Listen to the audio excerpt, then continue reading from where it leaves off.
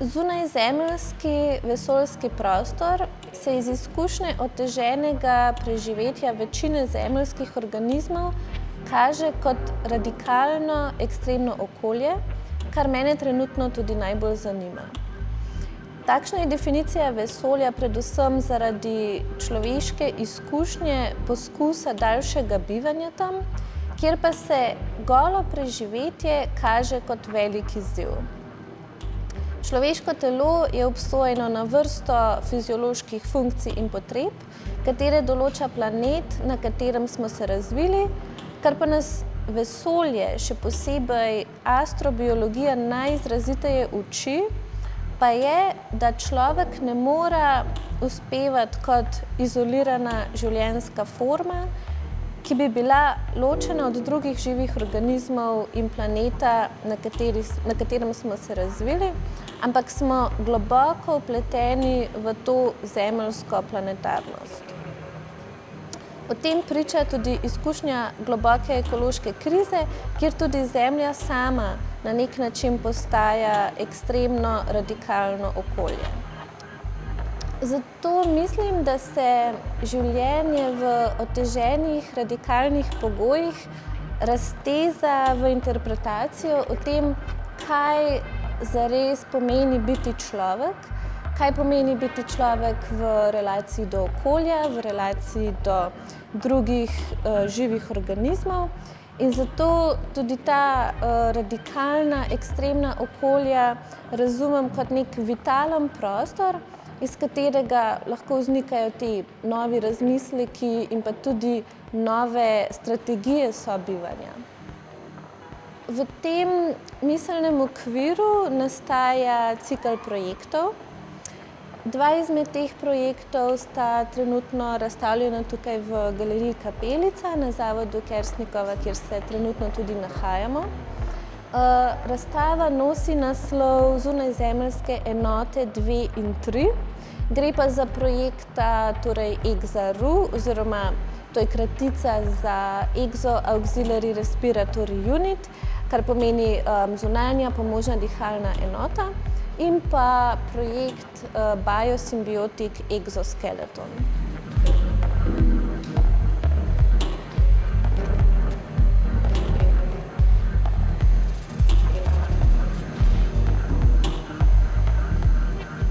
Pri projektu EXA-RU me je zanimal ta zračni substrat, ta atmosfera na planetu Zemlja, odsotnost tega v vesolju in pa upadanje te zračne kvalitete na Zemlji. Vzpostavljen je monokulturni rastlinjak, v katerem uspevata rastlini aglaonema in alokazija.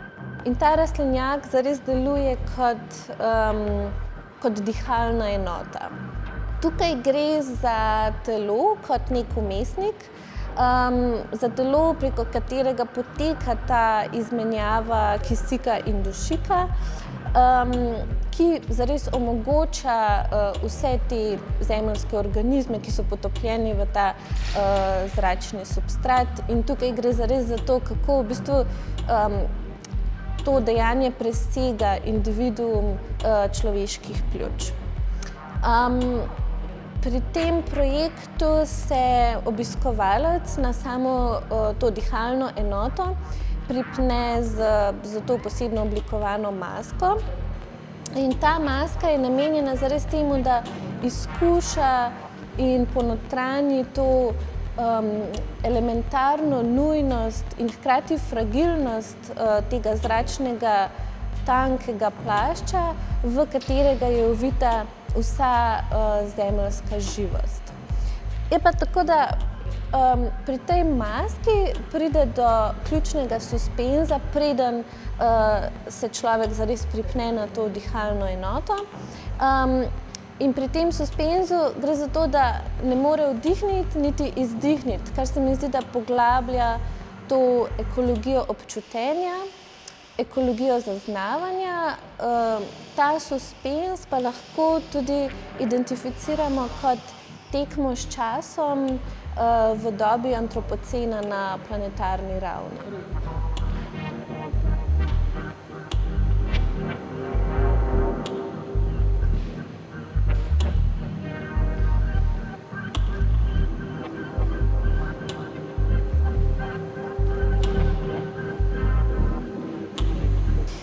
Iztočnica za projekt Biosymbiotic Exoskeleton je vesoljski skafander in vse tisto, kar ga naseljuje.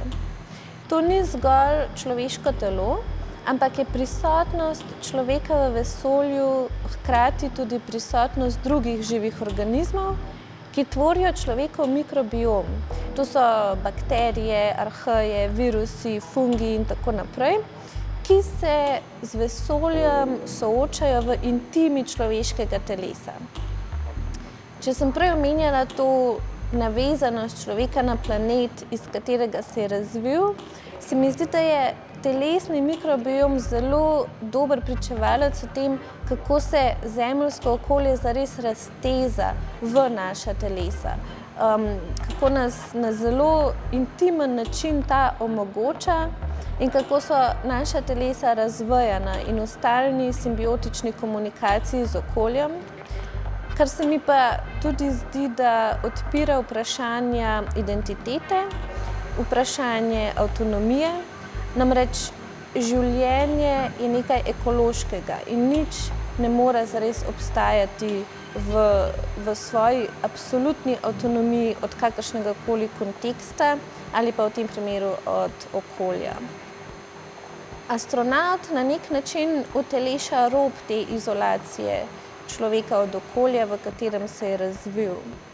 Je nekdo, ki mora zemeljsko okolje internalizirati v tehnološki sistem znotraj tega svojega skafandra, ki vsebuje kisik, uravnava telesno temperaturo, ščiti pred sevanjem, proizvaja vodo in tako naprej. Mogoče lahko celo rečem, da je astronaut oziroma kozmonaut oziroma katerikoli naut kot ta glavni subjekt raziskovanja vesolja anahronizem in da je treba že v tem samem subjektu raziskovanja vesolja tukaj na novo in radikalno razmisliti, kar seveda apliciram tudi na človeka kot tega glavnega akterja na Zemlji.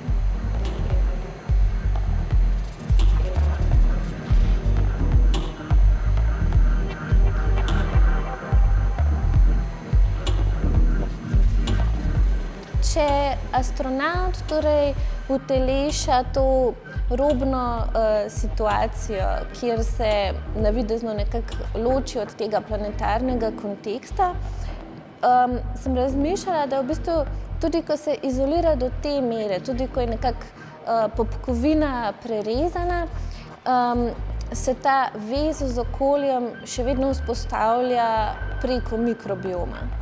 Ampak ko se astronaut izolira do te mere, da navidezno ni več del planetarnega konteksta, pride pri tem do disbioze, ker pač naš mikrobiom ne more več simbiotsko komunicirati z okoljem, ker je to okolje pač vesoljski vakuum.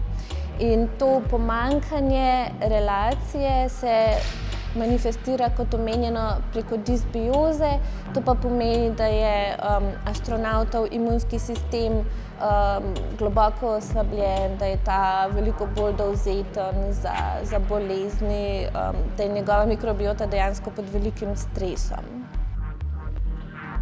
Mene je v tem kontekstu zanimalo, kako lahko svoj mikrobiom navigiram v situaciji takšne izoliranosti in sterilnosti, kot je vesoljski skafander. Zanimalo me je, kako se lahko pogajam z ekologijo svojega telesa. Svoj mikrobiom sem tako aktivno raziskovala s pomočjo znanstvenikov v laboratoriju in eventualno sem prišla do inokulanta. Ta je nastal iz sevov mojega mikrobioma, ki so se na antibiogramskih testih izkazali za primerne. Ta mikrobni inokulant sem potem uporabila pri kaljenju semen kreše. Ta kreša pa uspeva v tem napihljivem skafandru, v tej nosljivi arhitekturi, ki je mišljena, da zares spodbuja razmislek o tej telesni razvojanosti.